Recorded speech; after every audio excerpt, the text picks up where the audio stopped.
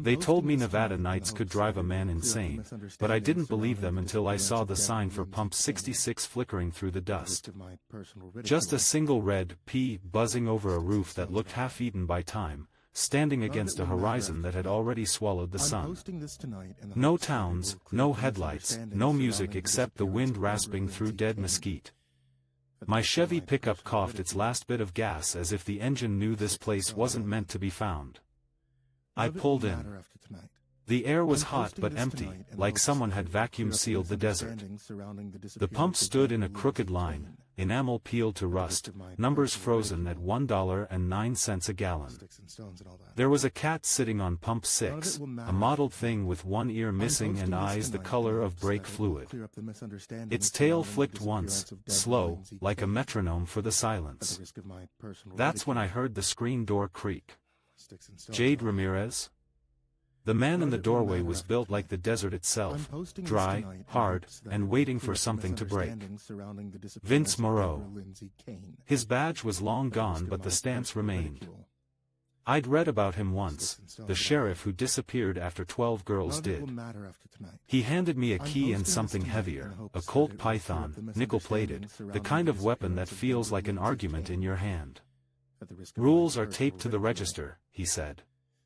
Follow them, or you won't make sunrise. He didn't wait for me to laugh, but I did anyway, short, the kind you use to hide the twitch in your stomach. Inside, the station smelled like hot plastic and ghosted gasoline. A radio on the counter played Hotel California through static, the lyrics melting in and out like someone drowning under the notes. I found the paper Vince mentioned, 3 lines typed on a yellowed receipt. Feed trip at 12 a.m. sharp. Desert bloom sardines only. Check the blood-red door in the back. Do not open it, no matter who knocks. At 3:13 a.m., lock everything, kill the lights, and never, ever, look at the west window. Trip, I guessed, was the cat. She blinked at me like she'd heard the thought. The fridge hummed behind the counter, holding 4 dusty cans of sardines labeled Desert Bloom. At 11:59 I cracked one open. The smell was sharp enough to strip paint. Trip jumped down, claws clicking on the tile, and hissed until I slid the can over. Midnight hit, the neon above me popped and steadied. The cat purred. Rule 1. Check. The hours stretched like taffy.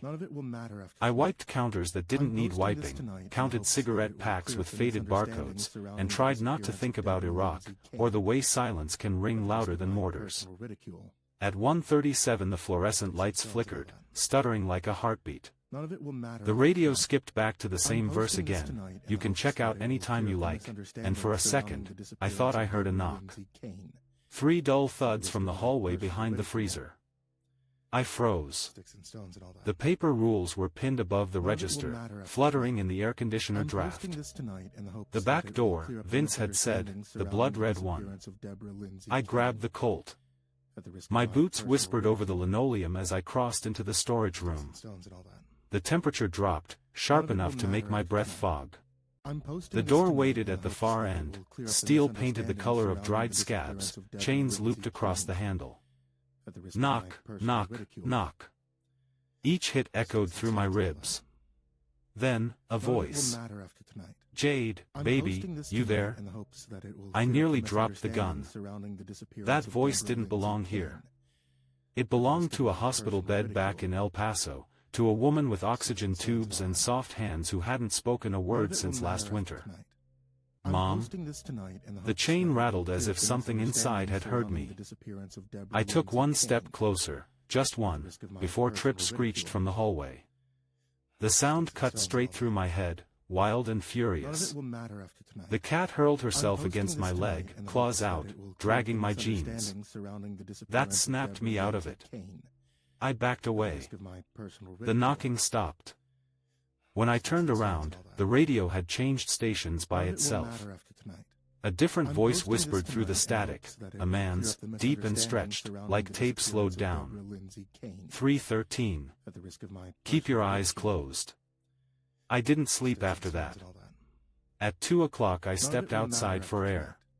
The desert smelled like burnt coins. The sky wasn't black but dark copper, rippled by heat that shouldn't exist at night. I lit a cigarette, hands shaking. Tripp followed, tail low. Somewhere out on Route 666, an engine coughed.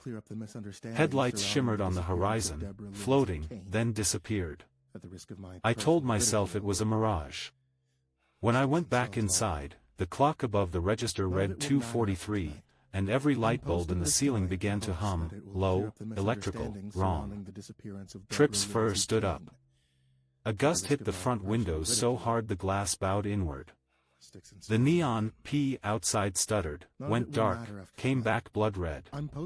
That's when I saw the Cadillac Eldorado glide into the lot, 1977 model, cherry paint under dust, chrome grinning like teeth. No engine sound. No driver silhouette. The air turned syrup thick. Tripp hissed, backing toward pump 6. My hand reached for the gun before my brain caught up. I told myself it was just a customer, maybe a lost drunk from Vegas. But the part of me that used to clear houses in Fallujah, that part knew better. The driver's door opened. A boot hit the gravel. Then another. A man, tall, lean, wearing a long leather coat and a cowboy hat pulled low. But where his face should have been was nothing. Just a hollow, like the night itself had bitten a chunk out of him. He walked to the glass door and stopped. The bell above it jingled by itself, though he hadn't pushed it open. Then, the sound, cock, cock, cock, 3 precise taps of knuckles that shouldn't exist. 2:47 a.m.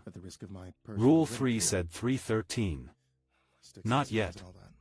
Sir, we're closed, I managed to say. My voice came out like someone else's. He tilted his head. I swear the hat moved but the shadow under it didn't. He reached into his pocket, laid something on the counter through the glass. A ring, gold, engraved with a single word, Lucy. When he spoke, the words came layered, 12, maybe 15 voices tangled into one. She's waiting in the back. Every syllable vibrated in my teeth. Tripp lunged at the door, spitting, tail puffed like a fuse. I should have looked away. I should have done anything else. But I stared straight into that void where his face should have been, and something looked back. The moment I locked eyes, or whatever you could call that hole, it felt like someone had shoved my skull into a freezer. The air around me folded in on itself, pulling sound out of the world. The buzzing lights went silent. Even the hum of the refrigerator stopped, replaced by a pulse that matched my heartbeat. Then everything snapped back. The glass door was empty. The Cadillac was gone. Only tire tracks remained in the dust, 6 deep grooves that stretched into the desert and vanished, like something had been dragging itself instead of driving. Tripp meowed, low and broken, staring at the door. I didn't realize I was shaking until the Colt clattered against the counter. I grabbed it again out of instinct and laughed under my breath. The kind of laugh you let out when you're sure you're losing it. The radio clicked. The voice wasn't music now. It was a transmission. Route 666. Repeat, station identification, pump 66. Then a woman screamed, short and cut off, as if someone had slammed a receiver down on her throat. The clock said 2:53. I needed air again. Or maybe I needed proof that I wasn't dreaming. I stepped outside. The wind had picked up, carrying fine sand that bit into my cheeks. The highway looked like a river of dust. No moon. Just that red neon P blinking every few seconds, washing everything in blood light. Tripp followed, her shadow twitching across the pavement. Somewhere out there, a payphone started ringing. I swear I saw one earlier by the billboard, half buried in sand. Who would even call? I didn't answer it. When I turned back, Vince was standing beside pump 4. I blinked, he hadn't made a sound coming up the gravel. Something wrong? His voice was flat, like he'd been waiting to ask it all night. There was a man here. Black coat. Hat. No face. He studied me the way cops do when they already know what you'll say next. Yeah. He comes around sometimes. Rule 3, remember? It wasn't 313. He exhaled smoke from a cigarette I never saw him light. Clocks lie out here. He doesn't. Then, without another word, he walked back toward the desert and simply faded. Like the night swallowed him whole. I stumbled inside and locked the door. The ringing outside stopped mid-tone. 2:59. The lights flickered again. The red door groaned. Tripp darted under the counter. Someone was breathing in the storage room. Not panting, not gasping, just long, slow draws of air. I could see condensation spreading on the glass of the freezer door, each breath fogging it from the inside. I backed away.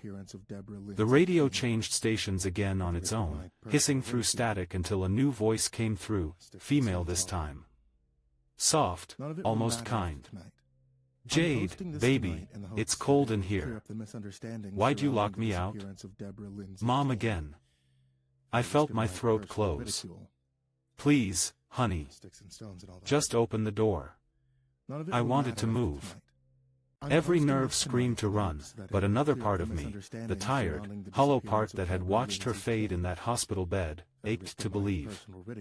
Maybe if I opened that door, I'd see her again. Maybe she'd smile.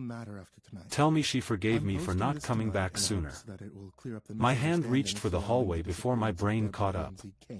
Tripp hissed. Her reflection glowed yellow in the dark glass.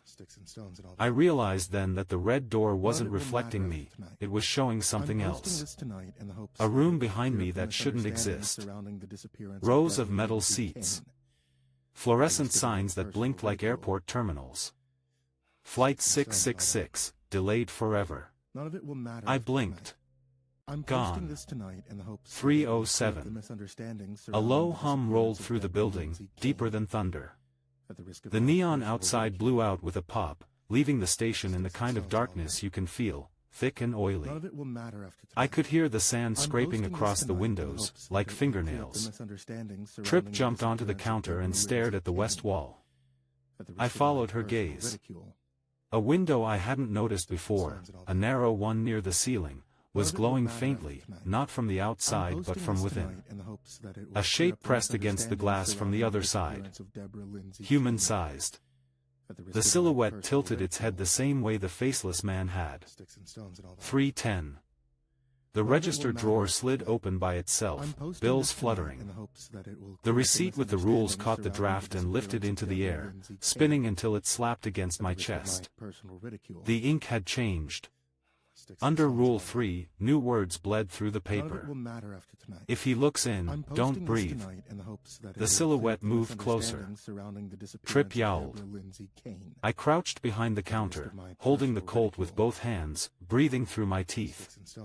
The hum grew louder, closer, until I could hear whispering under it, dozens of voices murmuring names. Some I didn't know. Some I did. One of them was mine. The light from the window flared white. Then, silence. When I dared to look again, the window was empty. The clock read 3:13 a.m. The moment the minute flipped, every bulb died. The store went black except for a single strip of red light leaking from the crack under the backroom door. Tripp growled low. Something started knocking again. Slow, steady, patient. Knock. Pause. Knock. But it wasn't from the red door this time. It was from the front glass. I raised the gun. Another knock. Louder. I crawled toward the window, each breath catching in my throat. Outside, under the faint shimmer of the dying neon, the Cadillac was back. Idling silently. The driver's door opened, and a boot stepped out. The man in the coat bent down, lifted something from the passenger seat, a stack of 12 airline tickets, edges fluttering in the wind, and pressed them flat against the glass. Through the distortion of sand and dust, I read the top one. Lucy Moreau, returned to sender. My pulse slammed against my ribs. Lucy. Vince's daughter. The one from the missing girl's case. The man tilted his head again, the void of his face blooming wider, swallowing the reflection of the lights, the pumps, the desert. When he spoke, it came from everywhere. Boarding starts now. Then the glass cracked. Not shattered, cracked inward, like something was breathing against it from the other side. Trip launched herself at the sound, hissing so loud it hurt. I didn't think. I fired once. The bullet punched through the window and vanished into the night. The echo didn't come back. When the smoke cleared, the Cadillac was gone again. Only the ring remained on the floor where the glass had split, gleaming under the dying red light. The inscription caught the glow, Lucy. 3:14 a.m. Somewhere behind me, the red door unlocked itself. Trip's ears flattened. I turned. The chain lay broken, swaying. The cold hit me like a tide. Then a voice whispered right behind my ear, my mother's again, gentle, wet with tears. Don't be late for your flight, sweetheart. When I opened my eyes, the world was humming. Not music. Not wind. Just a low, vibrating tone that felt like it was coming from inside my skull. The smell of gasoline hit first, sharp and metallic. Then the crackle of the radio. Hotel California. Again. Same warped note at the bridge. The clock above the counter blinked 2:47 a.m. Trip was on the counter, licking blood off her paw. My blood. The front window was whole again, no bullet hole, no cracks, no sand on the floor. The ring was gone. The red door at the back was chained shut, clean and tight, like it had never been touched. I sat up. The Colt Python was still warm in my hand. My heart stumbled into a sprint. Either I'd passed out and dreamed the whole damn thing, or something had wound the night backward like tape on a reel. Vince? I called out, throat raw. No answer. Outside, the desert was still burning red under the flicker of that single neon letter P. The air felt wrong, heavier. When I tried to step outside, my boot hit something solid that wasn't there before, like the air itself had thickened into glass. The door wouldn't open. The hinges strained but didn't move. I shoved harder. Nothing. Trip hissed, her back arched, tail straight as a wire. She wasn't looking at the door. She was looking up. I followed her gaze. The ceiling fans were spinning, but backward. Slow, deliberate rotations counterclockwise, pushing the dust upward instead of down. I whispered a curse and backed away. That's when the intercom behind the counter crackled to life. It hadn't worked earlier, but now a red light blinked beside the switch. A man's voice whispered through it, familiar, calm, authoritative. Pump 6 is out of service, he said. Lock the register. Keep feeding the cat. Vince? I asked. No reply, just the same sentence again, slower this time, breaking apart between the words. Pump 6 is out of service. Trip yowled, leapt off the counter, and bolted toward the back. The hallway lights flickered, and the red door shuddered in its frame. I could hear metal scraping against metal on the other side, like someone dragging chains across concrete. I didn't want to go closer. But the sound grew rhythmic, like footsteps pacing in circles. Trip. I shouted. Her hiss came from under the freezer. I knelt, but there was no cat, just a narrow vent, dark and dripping condensation. A faint metallic smell leaked from it. I aimed the flashlight on my phone inside. Something looked back. Two yellow eyes, wide and unblinking.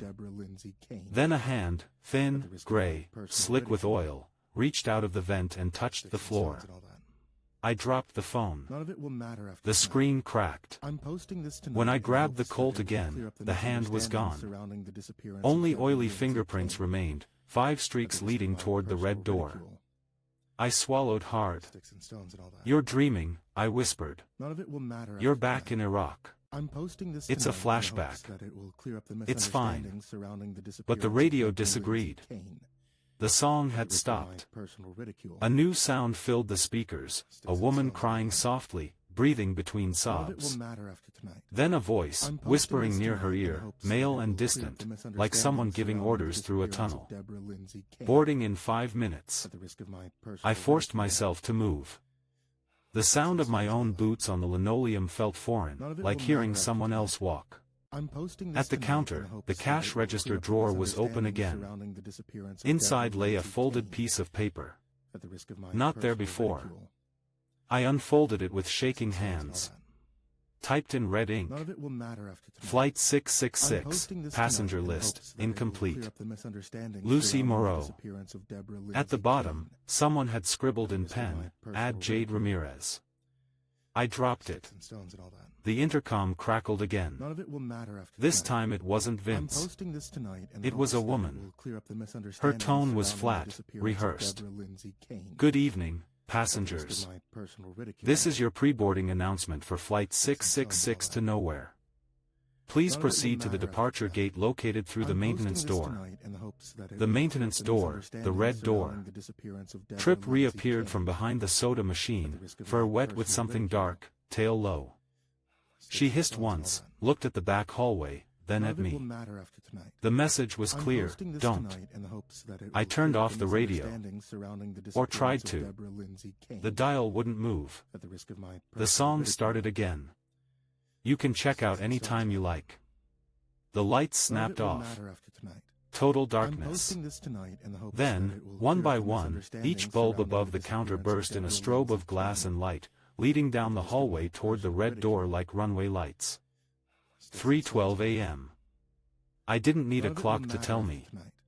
I I'm felt it posting in my this tonight in bones. hopes that it will The clear up Colt trembled in my misunderstandings hand. surrounding the disappearance of The Deborah intercom Lindsay whispered, Kane. last call. At the risk of my The door personal creaked ridicule. open on its own, just an inch. Sticks and stones and The all smell that came out wasn't rot or None fuel, of it will it matter was after airplane air, cold I'm and posting this recycled, tonight in mixed hopes with that it will perfume and clear up the metal. misunderstandings surrounding the Inside, I disappearance could of hear the Deborah faint Lindsay crackle Kane. of an announcement system At the echoing risk through a of my cavernous personal space. ridicule. Tripp's growl turned into a Sticks and yowl. stones and all that. She bolted past me None and of it will disappeared matter through the after door before I could I'm grab her. posting this tonight in the hopes Tripp. that it will clear up the I hesitated misunderstandings for half a surrounding the heartbeat. disappearance of Deborah Lindsay Then I Kane. followed. At the The risk of floor my changed personal under my ridicule. boots, tile to carpet, then to Sticks and something stones. smooth and hollow that echoed like a terminal None of it will concourse. matter after tonight.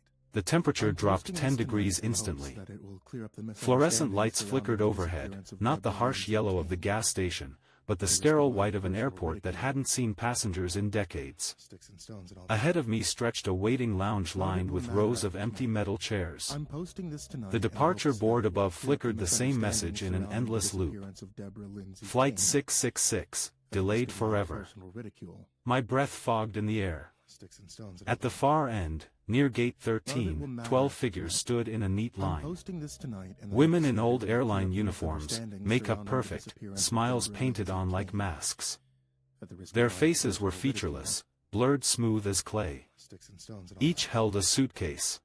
None of it will Tripp matter sat after at their tonight. feet, tail I'm curled, posting this tonight silent. in the hopes that it will One clear of up the them lifted her misunderstandings hand. surrounding the disappearance On of her Deborah finger Lindsay gleamed the Kane. ring I'd seen earlier. At the risk of my personal Lucy. ridicule.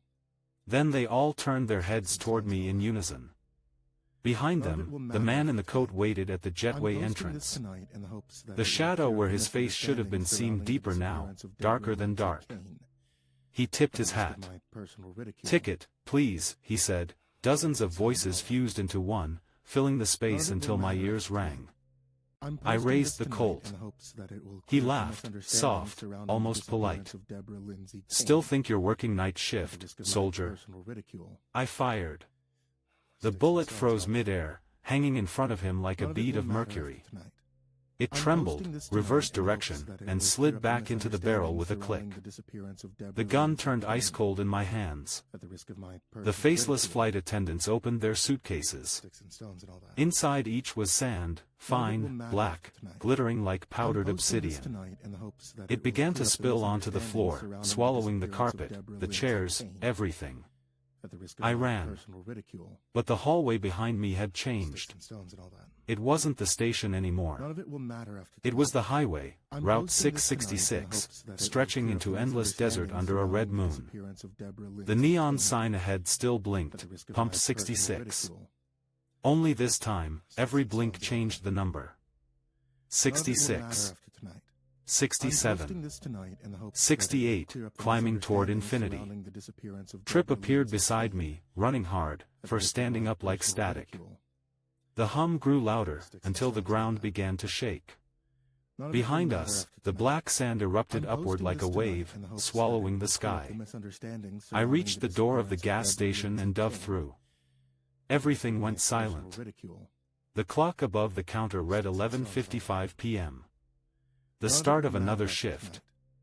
Outside, headlights appeared on the horizon, another truck pulling in. Tripp jumped onto the counter, eyes glowing gold.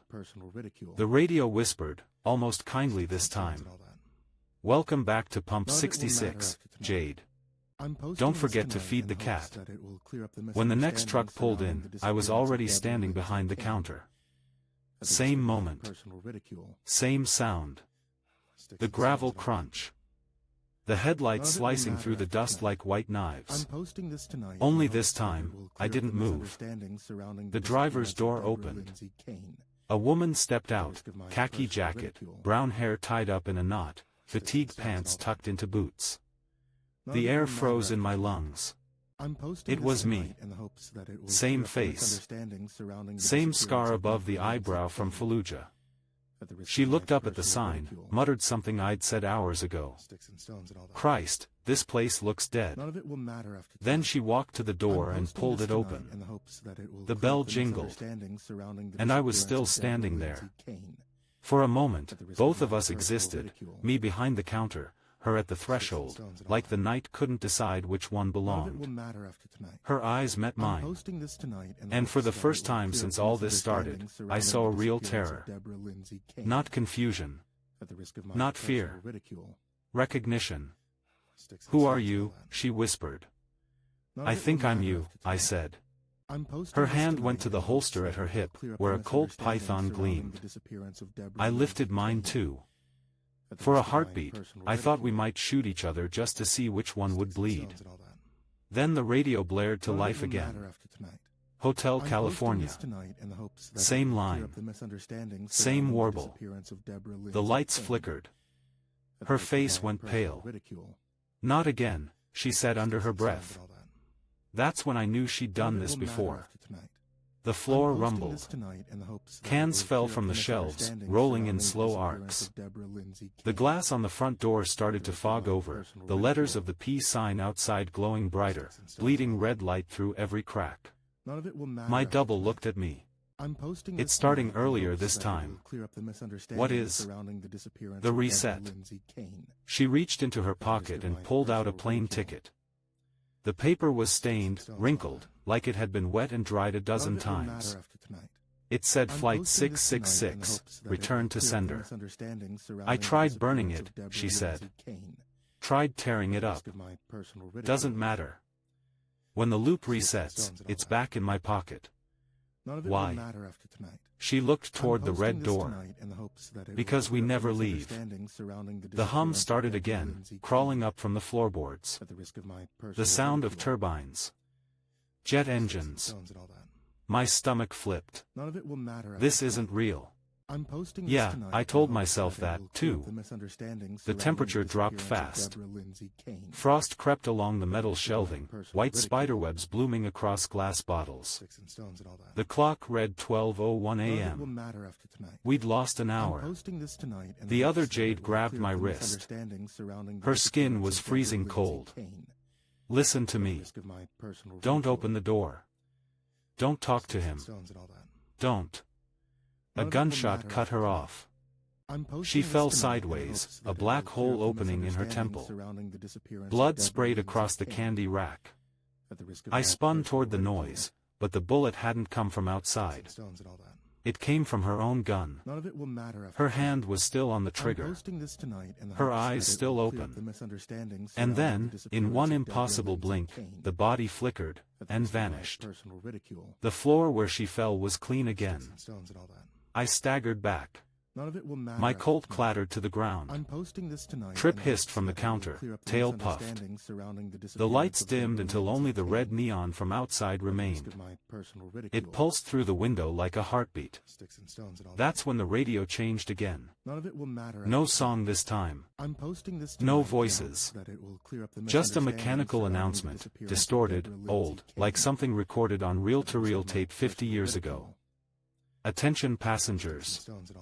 Boarding has commenced for Flight 666. Present your ticket at the gate. No carry-ons allowed. No return trips honored. The sound of rolling suitcases followed. Soft, rhythmic, like wheels across carpet. From the back hallway, a glow spread under the red door, this time golden, pulsing, as if an entire world existed behind it. Whispers drifted out. 12 female voices, whispering one name over and over. Lucy. Tripp leapt down and ran toward the back. Tripp, no. I followed, heart pounding so hard it blurred my vision. The chains across the red door were already gone. Something had burned them clean off. The smell wasn't of metal now, it was kerosene and perfume. I gripped the handle. The surface was hot enough to sear skin. Behind the door, a voice said softly, "You're late, Jade." The doorknob twisted on its own. I stepped back. The door swung open. The light that poured out was blinding. And behind it, I saw a terminal. Rows of chairs. A long glass wall showing nothing but endless black sand outside. And the Cadillac, parked beside the jetway like it belonged there, its headlights pointed at a plane that didn't exist. At the counter near gate 13 stood Vince Moreau. He wore his old sheriff's uniform, badge tarnished, eyes hollow. He smiled. "You made it." I raised the Colt. "What the hell is this place?" "Same as it's always been. A transfer station." "For what?" He gestured toward the runway. The 12 attendants stood waiting, faces still erased. Behind them, shapes moved in the dark, passengers, I realized. Hundreds of them. "Souls don't travel easy," Vince said. "Some of them get stuck on the road. You're dead." He nodded slowly. "So are you." I fired. The bullet went straight through him. The sound was muffled, like firing underwater. The hole in his chest oozed black sand. He looked down at it and sighed. Every shift, same reaction. I backed away. The walls around us rippled like heat mirage. Outside, the horizon split open. A roar rolled across the sky, the sound of jet engines and screaming wind. "Clock's ticking, Jade," Vince said. "If you're not on the plane when it leaves, the night starts again." "I'm not going anywhere." He smiled. "You already are." The floor gave out beneath me. I landed hard on concrete. My flashlight rolled away, flickering. The sound of crickets. The smell of gasoline. When I looked up, I was lying on the floor of pump 66. The clock read 11:55 p.m. Tripp was sitting on pump 6, tail swishing. The neon P buzzed faintly, casting its blood-colored glow. Outside, another truck approached through the dust. The same one. The same headlights. I watched it stop. Watched a woman step out. Khaki jacket. Brown hair tied up. Colt python at her side. She squinted at the sign. "Christ," she muttered. "This place looks dead." Then she walked toward the door. And I, the new version of me, took a slow breath and whispered into the empty room. Rule 1. Feed the cat. The night doesn't start anymore. It just loops. No dawn, no break, only that hum crawling out of the sand. Every cycle feels shorter, tighter, like the world's running out of tape. I've stopped pretending it's a dream. Dreams don't leave bruises. Dreams don't smell like burnt oil and cordite. Trip's still here, always waiting on pump 6 before the headlights appear. Her fur catches the neon like a live wire. Sometimes I wonder if she's the only real thing left. This time, I didn't touch the sardines. Didn't feed her. Didn't check the rules. I just sat behind the counter and waited. The radio hissed static, then cleared. Not Hotel California this time, just breathing. Mine, or someone else's. Then a voice, deviation detected. Passenger non-compliant. The clock blinked 12 o'clock. The sound cut to silence. A knock at the window. Not 3 taps, 1. I looked up. The faceless man stood outside, coat rippling even though the air was still. The void where his face should have been shimmered faintly, like oil catching moonlight. He raised a finger and drew a slow line across the glass. The frost formed instantly, spelling words backward through the pane. Boarding closed. My throat dried. Not tonight, I said. The glass fogged with what might have been laughter. The bell above the door chimed by itself. He stepped inside. For the first time, I could hear his footsteps, heavy, deliberate, like metal boots on stone. The air bent around him, shelves rattled, the fluorescent tubes pulsed red. Trip bolted under the counter. He stopped 5 feet from me. The black pit of his face leaned close enough for me to feel the cold radiating off it. The smell of jet fuel and scorched sand filled the room. You've made quite a mess of our schedule, the voices said, dozens layered together, male, female, child, mechanical. I'm not getting on your damn plane. You already have. He reached into his coat and pulled out a ticket. Same red ink, same stamp. Flight 666, return to sender. My name was printed under the passenger line. Below it, new text appeared as I watched. Final boarding attempt. He held it out. Take it, Jade. I shook my head. He tilted his void. Refusal will only reset the pattern. Then it resets. For a moment, silence. Then he laughed, a low, distant rumble that made the windows tremble. You think this place is punishment, he said. It isn't. It's mercy. The floor quaked.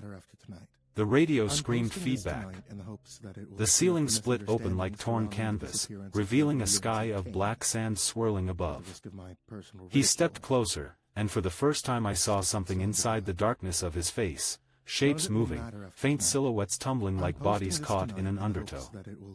Souls. The attendants' blank faces flashed inside the void, one after another, mouths opening in silent screams. I raised the Colt and fired 6 times. Each shot vanished into the darkness and came back as echoes, delayed, reversed, crawling down my spine. When the cylinder clicked empty, the hum stopped. The faceless man staggered, coat flaring. From the hole where his face should be, a voice hissed out, single and human now. Then fly it yourself. He shoved the ticket into my chest. It burned through fabric, searing skin. The room folded inward. Counters twisted. Shelves stretched toward the ceiling. Every object in the station spiraled into a vortex behind the red door. Trip screamed, a sound I didn't know a cat could make, before the wind tore her away into the light. I followed without choice. I hit metal. Rows of seats. Fluorescent hum. I was on a plane. Every seat was filled, hundreds of passengers, all featureless, all facing forward. Their heads tilted at identical angles, eyes blank holes. The air was stale, hot, full of whispers. The intercom clicked. Welcome aboard Flight 666. Estimated duration, eternal. Cruising altitude, nowhere. I stumbled down the aisle. Each passenger turned their head as I passed, slow, mechanical. The attendant stood near the cockpit door, the same 12 women, uniforms immaculate. Lucy's ring gleamed under the cabin light. Where's the pilot? I demanded. They smiled in unison. You are. The cockpit door swung open. Inside was Vince, or what used to be him. His eyes were empty sockets, black sand poured from his mouth as he spoke. Always needed someone steady behind the wheel, he croaked. Route simple, 666 miles of desert. Don't crash. He pressed something cold into my hand, a flight yoke, ancient and rusted, wires snaking out like veins. I'm not flying this, I said. You already are. He disintegrated into ash that drifted upward, sucked into the vents. The cabin lights dimmed. Red emergency strobes pulsed. Through the windshield stretched an impossible runway, endless dunes lit by blood-colored fire, with the neon Pump 66 sign floating in the sky ahead like a beacon. The engines roared alive. The attendants chanted softly, check out any time you like. I felt the plane lurch forward. The stick moved in my hands even though I wasn't touching it. We lifted off. The horizon split open beneath us, a wound of fire and shadows. The passengers began to dissolve into smoke, one by one, their seats emptying in a cascade. The altimeter spun, numbers blurring upward. Outside, the world fell away until only darkness remained, a void full of whispers and the scent of gasoline. Then the voice returned, close, intimate, whispering from everywhere and nowhere. End of shift. I woke behind the counter. The radio was quiet. Tripp sat on the register, tail flicking. 3:13 a.m. The window was shattered. The neon sign outside burned bright red. I looked down. The ticket lay on the counter, edges smoking. A new line of text glowed faintly. Pilot, Ramirez, Jade. Status, on duty. The intercom crackled once. Thank you for flying Pump 66 Air. Next departure in 5 minutes. Outside, the Cadillac waited on the runway of sand, headlights staring at me like eyes. Tripp leapt onto my shoulder, claws biting into skin. She purred, a strange, electric sound. And for the first time, I understood. Pump 66 wasn't a gas station. It was the gate. And I wasn't trapped here. I was working here. The desert's quiet again. No wind, no trucks, no static, just the hum of power lines buried somewhere deep beneath the sand. The kind of silence that feels like it's listening. I used to think hell would burn. Turns out it just waits. Tripp curls on the counter beside the radio, her one good ear twitching every time the neon sign outside buzzes. The P flickers steady tonight, stronger than usual. Maybe it knows the shift's almost over. I don't check the clock anymore. Time stopped meaning anything once I realized it isn't a loop. It's a cue. Every soul driving Route 666 eventually runs out of gas. Every one of them ends up here, headlights cutting through the dust, radio tuned to the same broken frequency. I'm the one who meets them at the door now. I tell them the same thing Vince told me. 3 rules. Break 1, you don't make sunrise. Most laugh. Most don't last an hour. When they're gone, the night rewinds just enough for the next car. I wipe the counter, feed Tripp her sardines, and listen to Hotel California bleed through the static like a confession. Tonight, though, something's off. The air feels charged, heavier. Tripp won't touch her food. A red glow crawls across the floor from the back hallway, the blood door breathing again. It hasn't opened since I took Vince's place. The intercom clicks. Static rolls through, then a voice, mine. Not echo, not recording, me. Jade, it says. It's almost time. My chest tightens. I walk toward the hallway, Colt heavy at my side. The paint on the door peels and strips, revealing metal beneath that pulses like skin. I can hear turbines spinning behind it, faint boarding calls whispered backward. Who's there? The voice laughs softly. You know. The lock falls away, clattering to the floor. When the door swings open, I don't see the terminal this time. I see me, sitting behind the counter, frozen mid-motion, feeding Trip. I blink, and the image shifts, me again, in a dozen versions, stacked through time like reflections in cracked glass. Each one wearing the same uniform, the same tired eyes. Some younger. Some older. One bleeding. One smiling. The air fills with whispers. End of shift. Transfer complete. Boarding successful. The walls breathe. The roof of the station stretches upward into darkness filled with red stars. I step through. The ground beneath my boots becomes the highway, Route 666, stretching in both directions forever. Pump 66 glows behind me, small and warm like a lantern in a sandstorm. Ahead, the Cadillac idles. The faceless man leans against it, hat tilted low. The void where his face should be is calmer now, less storm, more depth. He gestures toward the horizon. You kept the engines running. Seems like I didn't have a choice. There's always a choice. You could have boarded. I shake my head. I've got passengers coming. He chuckles. And who greets you when your tank runs dry? I don't plan on finding out. He straightens, dusts off his coat. You will. Eventually every keeper does. The headlights flare once. When they dim, he's gone. The car melts into the sand, leaving only 2 tire marks that fade with the wind. Trip appears beside me, her paw prints glowing faintly as she pads toward the pumps.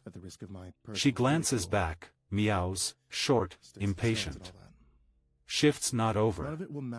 Back inside, the station looks cleaner than it ever did, new shelves, humming coolers, coffee machine working again. The air smells like fuel and rain, like the promise of a storm that never comes. The radio tunes itself.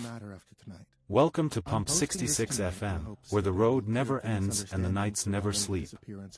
A female voice this time, warm, steady, familiar. It takes me a second to realize it's Lucy Moreau. She laughs softly. We'll keep you company, drivers. Keep those headlights on and follow the rules. This one's for the road. Music bleeds in, slow guitar, a haunting slide note that bends through the static. Trip purrs. I pour coffee, take the first sip, and feel the burn anchor me to the counter. The pea outside hums. The horizon flickers with new headlights crawling through the dust. Another traveler, lost between miles. I reach under the counter and pull out a fresh can of sardines. Guess we're on again, Trip. She blinks once, approving. Through the window, the truck stops beside Pump 6. A man steps out, tall, nervous, clutching a wallet in shaking hands. His license plate is coated in sand thick enough to hide the state. He walks toward the door, eyes darting between the pumps and the black sky. The bell jingles. Evening, I say. He nods. You still open? Always. He glances around. Kinda dead out here. I smile. You'd be surprised. He laughs awkwardly, reaches for his credit card. Tank's almost dry. How far's the next town? I hand him the keys, same ones Vince gave me once upon a night that never ended. The Colt sits under the counter where he can't see it. I'm posting this tonight. There in isn't hopes one, that it will I clear say. up the misunderstandings He surrounding the frowns. disappearance of Deborah Lindsay What's that Kane. supposed to mean? At the risk of 3 my personal rules. ridicule, I slide the paper toward him, edges yellowed, words typed in red. none of it will matter Read after them tonight. careful. I'm posting He this looks tonight down, in the hopes puzzled. that it will clear up the Feed the misunderstandings cat. surrounding the disappearance What of Deborah cat? Lindsay Kane. Trip jumps onto pump 6 outside, tail curling in the neon light. He stares. Weird animal. None of it will matter after I tonight. shrug. I'm posting She this keeps tonight the in place hopes that running. it will clear up the He misunderstandings chuckles, surrounding the shakes his disappearance head, of Deborah pockets the Lindsay keys. Kane. Whatever, Risk of my lady. personal ridicule. As he steps back out, I look at the Sticks and stones clock. and all that. 11:59 None of it will p.m. matter after tonight. The second I'm hand posting this hesitates, tonight in trembles, hopes that it then will clear up ticks. the misunderstandings surrounding Midnight. the disappearance of Deborah The P Lindsay sign Kane. outside flashes once, risk of my twice, personal burns ridicule. solid red. The radio Sticks and stones and crackles. all that. Hotel None of California. it will matter after tonight. I whisper the line I'm under my posting this breath, tonight in syncing with hopes the that it music. will clear up You the can check out misunderstandings anytime you surrounding the like, disappearance but of you can Deborah never Lindsay leave. Kane. The man At the fills risk his of my tank. personal ridicule. Trip watches. The Sticks wind and stones starts and all that. again, rising from nothing, carrying the faint smell of fuel and salt. I'm posting this tonight in Somewhere hopes that far it will off, clear up a the phone rings, misunderstandings surrounding long, the disappearance slow, of Deborah patient. Lindsay Kane. I pour another At the cup risk of my coffee and personal watch the ridicule. desert breathe. The next part and stones always and all writes that. itself. The None of hum it will matter build. after tonight. The light I'm will posting flicker. this tonight in the hopes The that it door will clear up knock. the misunderstandings And when surrounding it the does, disappearance of I'll be Deborah here, Lindsay Kane. smiling, tired, At the risk of steady. my personal ridicule. Keeper of pump 66. Sticks and stones The and all gate that. between nowhere and never. None of it will matter Shift tonight. after shift after I'm shift. posting this tonight in